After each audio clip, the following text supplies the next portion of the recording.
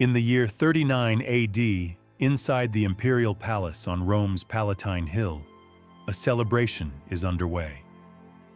Senators are here in their finest robes, their wives on their arms. Music drifts through marble corridors. Wine is everywhere. The mood is supposed to be joyful.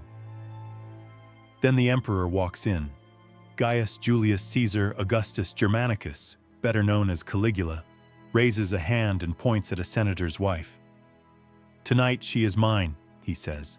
"This isn't a request, it's an order." Nobody moves. The senator can't refuse. His wife can't refuse. In a system where the man holding power is the law, disobedience doesn't just mean punishment, it means extinction. And what happened next?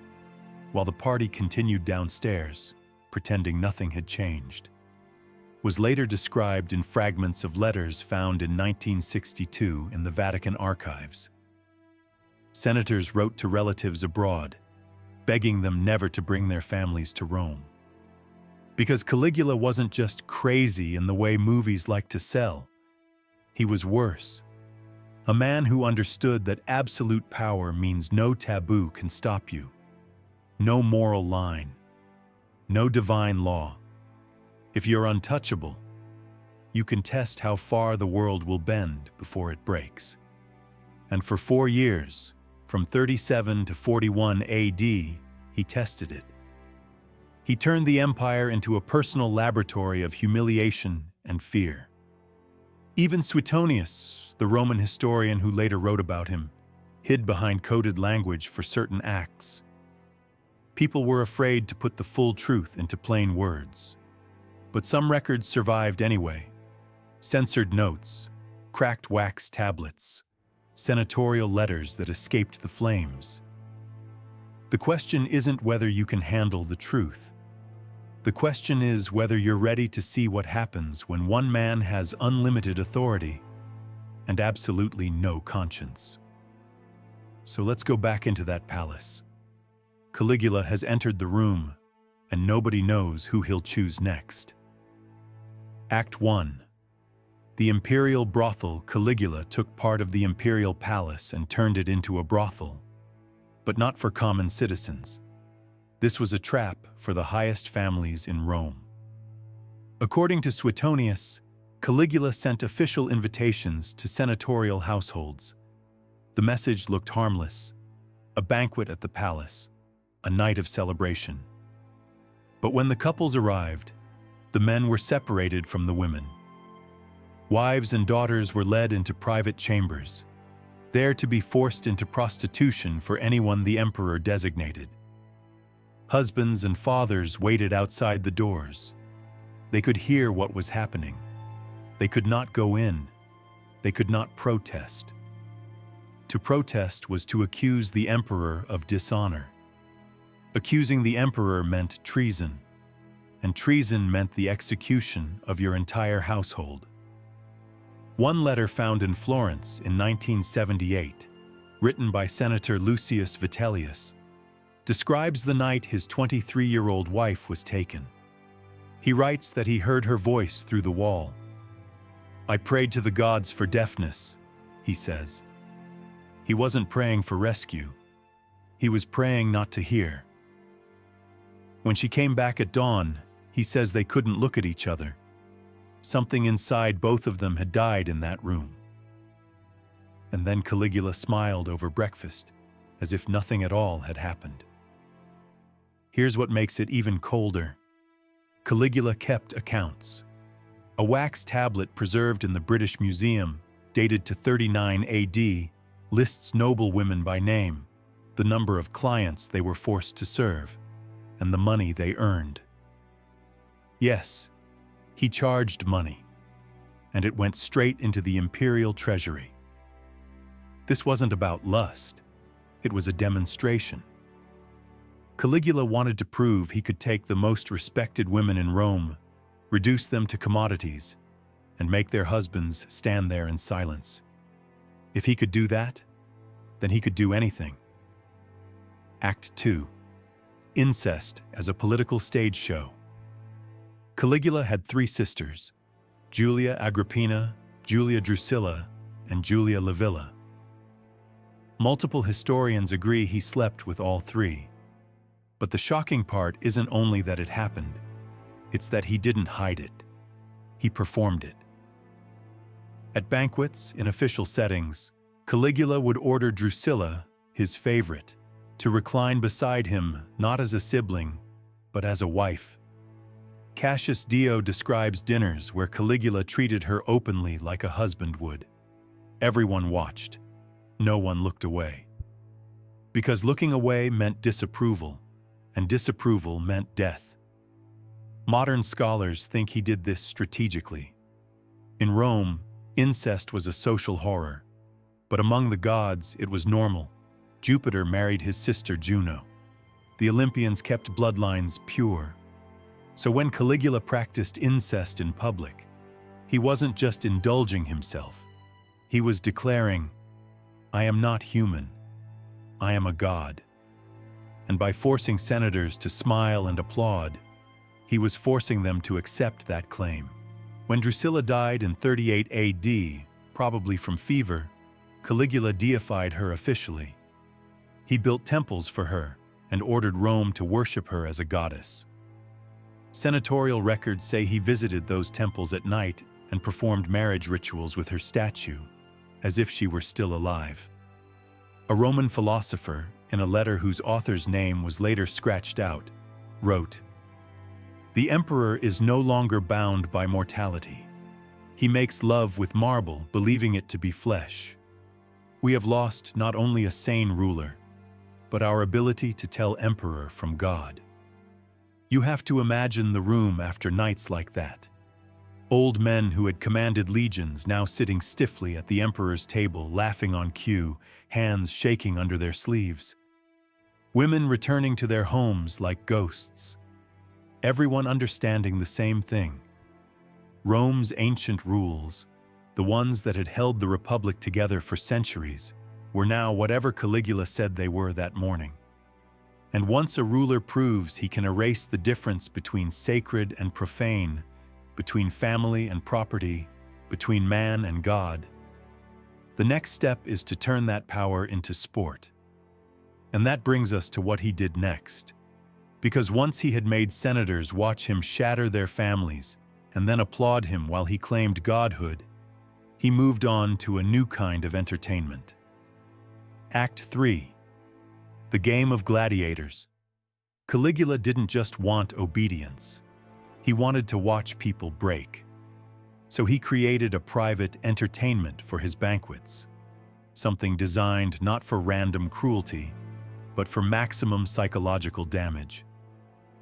According to diary fragments recovered near Pompeii in 1951, Caligula selected his targets carefully. He chose the most devoted wives in Rome, the women known for strict virtue, the ones praised publicly for loyalty, the ones whose names were practically synonymous with chastity. The point was never to pick someone already surrounded by scandal. The point was to destroy the image of purity itself. Then he chose the gladiators, not the handsome crowd favorites, not the celebrated champions. He picked the brutal ones, condemned criminals, scarred slaves, men still stinking of the arena. A banquet would be underway. Senators reclining on couches, trying to look relaxed while fear crawled under their skin. Then Caligula would give the order. A noblewoman would be dragged into the center of the room. A gladiator would be brought straight from combat, unwashed, still streaked with blood and sweat. And the emperor would smile and say, "Entertain us." There was no illusion of consent, no pretense of romance. This was a command, like ordering a servant to pour wine. The woman had to obey. Her husband had to watch. Her family had to watch. And at the end, after the humiliation was complete, everyone in the room had to applaud. Because not applauding meant you were insulting the emperor, and insulting the emperor meant treason. One senator, Gaius Calpurnius Piso, The same man who would later lead a conspiracy against Caligula, wrote a letter that was intercepted and preserved. "I watched my wife destroyed before my eyes," he said. "I cannot avenge her without condemning my children to death. So I smile, I clap, and I die a little more each day." Then he added something terrifyingly quiet. "But one day, the emperor will learn that even dead men can still hold a dagger." When Piso's conspiracy failed, he was executed. His wife was executed. His children were sold into slavery, and his letter was filed in the imperial records like a trophy or a warning. Caligula didn't just want to shame individuals. He wanted to teach the Senate a lesson. Your honor is mine. Your household is mine. Your virtue survives only at my pleasure. Act 4. The Emperor Who Married Men. Caligula reserved a different sort of destruction for powerful men. There's an old rule in tyrannies. Don't just kill your rivals. Make them know they're helpless before you erase them. Caligula took that rule and sharpened it into theater. Suetonius records that Caligula married at least 5 men during his reign. Among them were high-ranking Romans, including a consul named Lucius Vitellius and a popular actor called Menester. These weren't harmless jokes. These were official public ceremonies with veils, dowries, and legal wording. A tablet found in the Alexandria archives in 1989 contains a portion of one such marriage contract. It reads like a real document because it was one. Caligula is listed as the husband. Vitellius is listed as the wife. There are clauses about fidelity, dowry, and conjugal obligations. Imagine what that meant in Rome. Vitellius wasn't some helpless citizen. He was one of the most influential men in the empire. And Caligula forced him to dress in women's robes, wear a bridal veil, and stand in the forum before thousands while the emperor married him. Then, according to multiple accounts, he was taken into the imperial chambers and forced to consummate the marriage in front of selected witnesses. Again, this wasn't about desire. It was about annihilation. Vitellius never recovered his standing.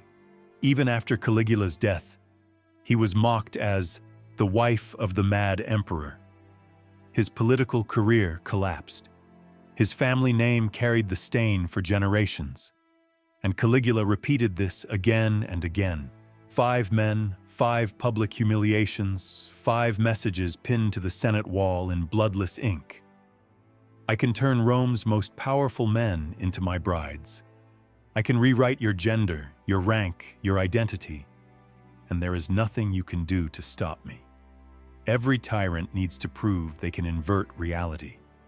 Caligula did it in the most intimate way possible. He didn't just control laws, he controlled meaning. Act 5. The Desecration of the Vestal Virgin. This was the act that finally pushed Rome over the edge. If you want to understand why the Senate eventually chose assassination, you need to understand what the Vestal Virgins represented. They were the holiest women in Rome, priestesses of Vesta, goddess of the hearth. Their job was to guard the eternal sacred fire. Their vow of virginity wasn't symbolic. It was believed to protect the entire city. If a Vestal broke her vows, Rome itself was said to be endangered. Punishment was absolute. A Vestal who lost her virginity was buried alive. The man involved was executed. Touching a Vestal sexually was among the greatest sacrileges imaginable, and Caligula knew that. In 40 AD, during the festival of Vesta, he entered the temple of Vesta, an inner sanctum where only priestesses were allowed. Suetonius reports, and documents from the Pontifical College later confirmed, that Caligula raped one of the Vestals on the altar itself. Her name was erased from the records, but her age survives. 14. She had been a Vestal for only 2 years.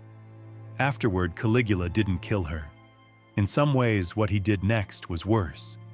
He kept her in the palace as a concubine, forcing her to live each day in violation of her vows.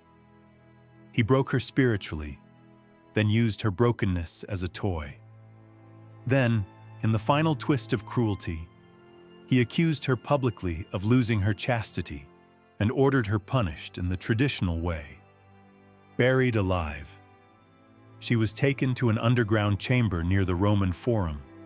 A little food, a little water, the chamber sealed, a slow death by starvation and suffocation.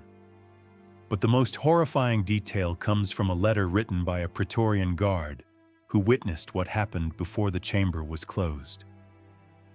Caligula visited her one last time, and he told her, "You will die knowing that I broke not only your body, but the goddess you served." And Vesta did nothing. That wasn't just depravity. That was blasphemy as a political statement. Caligula wasn't simply saying, "I can do anything to you." He was saying, "I can do anything to your gods. I can violate your most sacred laws and prove heaven can't stop me." For Rome, that was the line. You can humiliate senators. You can terrorize households. You can even pretend to be a god. But when you publicly desecrate the oldest, most sacred institution in the city, you're not just ruling. You're declaring war on Rome's very identity. And once Caligula crossed that boundary, the Senate didn't see a choice anymore. They didn't just fear for their families, they feared for the soul of Rome. So the conspirators gathered quietly. Senators, Praetorian officers, even palace slaves. They knew the risk. They knew failure meant death for everyone they loved. But after 4 years of watching the empire rot under one man's unchecked power, they finally reached the same conclusion. If Caligula lived, Rome itself would not. And that decision set the stage for the blood-soaked mourning that would end his reign. 3 months after the Vestal Virgin was buried alive, Rome finally struck back. On January 24th, 41 AD, Caligula was assassinated in a cramped corridor near the palace theater. The attack was swift, brutal, and almost desperate. Praetorian officers plunging blades into the emperor in a frenzy that looked less like politics and more like men trying to kill a nightmare before it escaped again. He was 28 years old. He had ruled just under 4 years. But in those 4 years, he left behind a trail so bloody and humiliating that even Rome, a city used to violence, recoiled. Historical estimates based on senatorial records suggest Caligula ordered or caused the deaths of at least 1,000 Roman citizens, dozens of them senators, along with their families. Some were executed for imagined plots. Some were killed for refusing to laugh at a joke. Some were erased because their wealth looked convenient. And the moment he died, the Senate moved with a fury that felt almost like panic. They declared damnatio memoriae, total memory damnation, an official erasure. His name was to be chiseled off monuments, his statues smashed, his coins melted down, his laws revoked, his records burned.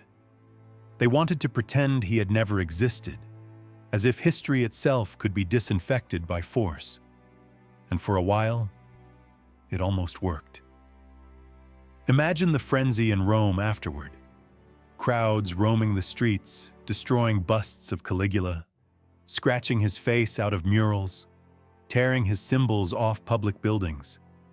Senators ordering scribes to burn pages that mentioned him. Priests saying prayers of purification, as if the city could wash its hands clean.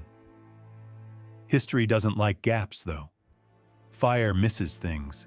People hide things. Fear makes survivors cling to proof. Letters slipped into foreign archives. Diaries buried under floorstones. Wax tablets tucked into forgotten vaults. Those fragments lasted long enough for us to find them centuries later. Not because Rome wanted them saved, but because human beings don't always obey even when terrified. So why does this story matter? Because this isn't really about ancient Rome. It's about what happens when power becomes absolute. Caligula wasn't born a monster in a vacuum. He was shaped by a system that placed unimaginable authority into one body and gave the rest of society no safe way to resist. There were no guardrails strong enough to stop him once he decided to test the limits. And that's the part people forget when they reduce him to the crazy emperor. Caligula didn't begin his reign as a villain. When he became emperor at 24, Rome adored him. He was young, charismatic, the son of the beloved Germanicus. The people celebrated in the streets. Senators praised him. His first 6 months looked almost hopeful. Popular reforms, generous games, exiles recalled, taxes eased. For a moment, it felt like a bright new chapter. Then something shifted. Some historians argue it was a severe illness that damaged his mind. Others say it was something simpler and more terrifying. He realized, slowly and completely, that no one could stop him, that he could do anything, that the empire was his body and the Senate was his audience. Whatever the cause, the result was the same. Once Caligula discovered the emptiness behind the word no, he leaned into it like a man falling in love with his own reflection. And each time the world stayed silent, the next act got worse. Brothels in the palace, incest on a stage, gladiators used like torture devices, public marriages meant to destroy men's identities, a Vestal virgin raped and buried alive just to prove the gods were powerless. People ask sometimes, why didn't anyone stop him sooner? Because individual courage is fragile when the system is built to crush it. There were Romans who resisted, senators who tried to push back, philosophers who wrote treatises against tyranny, members of the Praetorian Guard who muttered that the emperor had gone too far. But resistance in isolation doesn't survive long in an absolute monarchy. One outspoken senator disappears. One philosopher is exiled. One guard is executed and replaced. The machine keeps running. It only worked when fear finally turned into organized conspiracy. And even then, it took 4 years of horror before enough men were willing to risk everything at once. Here's another uncomfortable truth. The Roman Empire survived nearly 400 years after Caligula. They learned a few lessons. They added more checks on imperial behavior. They tried to make certain humiliations unthinkable again. But they never fully dismantled the system that created him. Why? Because absolute power is useful when the emperor is competent. It's efficient when the ruler is sane. It expands borders, calms rebellions, builds roads, fills treasuries. The problem is that there is no reliable way to guarantee sanity. No permanent method to stop corruption once the power is already concentrated. And Rome, like many societies before and after it, kept that dangerous structure because it worked, until it didn't. That's the warning hiding inside the legend of Caligula. People love to treat tyrants as anomalies, as freak accidents of history. It's comforting. It lets societies off the hook. If the leader was simply mad, then no deeper questions need to be asked. But Caligula wasn't a meteor crashing into Rome. He was a mirror. He showed what the system allowed, what people tolerated, what silence enabled. He proved how quickly a beloved leader can become untouchable, and how far an untouchable leader can go. And maybe that's why the Senate tried to erase him, not just out of shame, but out of fear of what his existence revealed. Because if Caligula could happen once, he could happen again. Anytime a society builds a throne too high for accountability to reach, it risks creating another Caligula. So when you hear this story, don't file it away as ancient tragedy. Think about the pattern. A young ruler rises beloved and praised. Power gathers around him. The rules bend. People stay quiet because quiet feels safer. The silence teaches him he can go further. And once he believes there is no limit, the depravity becomes less about desire and more about proof. Proof that he is above everyone, above morality, above law, above gods. You've just heard 5 of the most disturbing truths about Caligula's reign and about what unchecked authority can do to a human being.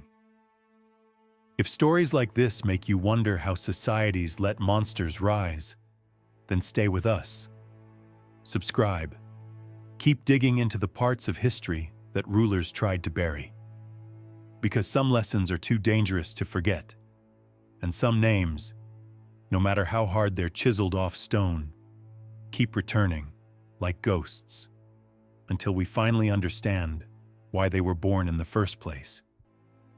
Caligula was meant to vanish from memory. That was the Senate's plan. Erase the statues, burn the records, pretend the nightmare never happened. But it didn't work. Because truth doesn't only live in monuments. It survives in hidden letters and cracked tablets. It hides in whispers passed down through frightened families. It waits in forgotten archives until someone, centuries later, dares to listen. And now those voices have reached you. So leave a comment. Tell me what you felt hearing how far absolute power can rot the human soul. And if you want more buried truths, more stories rulers tried to erase, subscribe. Because some histories are horrifying, and that's exactly why we have to remember them.